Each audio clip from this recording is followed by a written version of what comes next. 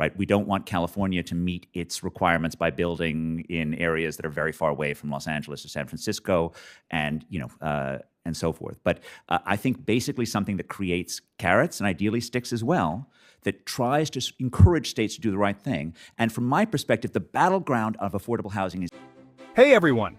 Today we're diving into an intense and thought-provoking conversation between Senator John Kennedy and Harvard economist Edward Glaeser.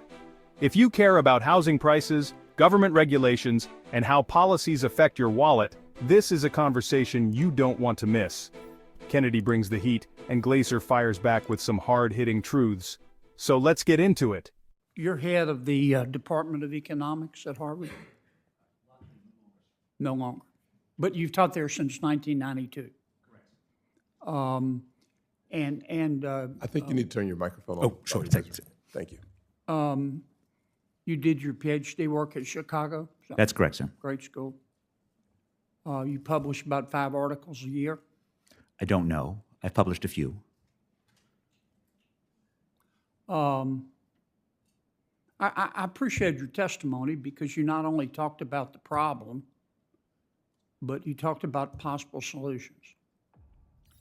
No disrespect to anybody, but revamping our appraisal process or title insurance or talking about power imbalances is not going to get homes built, not in a free enterprise country.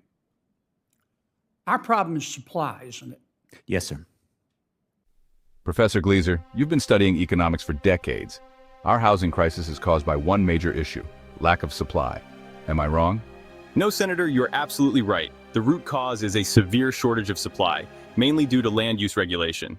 I've been saying this for years. Local politicians don't want to make waves. They like getting re-elected, and changing zoning laws makes people upset. So what happens? Congress throws money at the problem, and local governments just take it and keep doing what they've always done. Yes, Senator, local officials resist change, especially if pressured by homeowners. That's the problem. The system rewards inaction, and we need a real solution. In Canada, they're discussing a policy to force local governments to increase housing starts by 3 to 5% a year. If they do it, they get extra federal funding.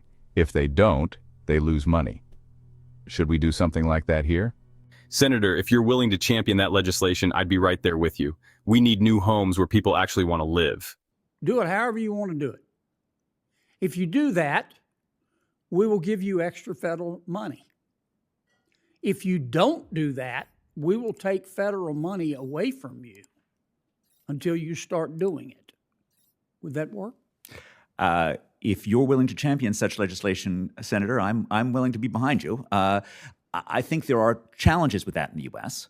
The difficulties of taking away spending that was already expected may be particularly hard. It may be easier to do with discretionary grants than with spending that's targeted. I also think it needs to be targeted not to the state's level of production, but to production in the most productive parts of the state. Who decides where the houses get built? Let's use federal money as a carrot and a stick. I'd put it directly in the legislation, but not hand it over to an agency. Do you think our housing crisis is caused by a power imbalance? I'm not sure what that even means. Wow, that was a heated but incredibly insightful discussion. Senator Kennedy and Professor Glaeser agree. Our housing crisis is about supply, and local governments are a huge part of the problem. So what do you think? Should Congress step in and force states to build more homes? Drop your thoughts in the comments below, and if you haven't already, hit that subscribe button so you never miss a debate like this one. See you next time.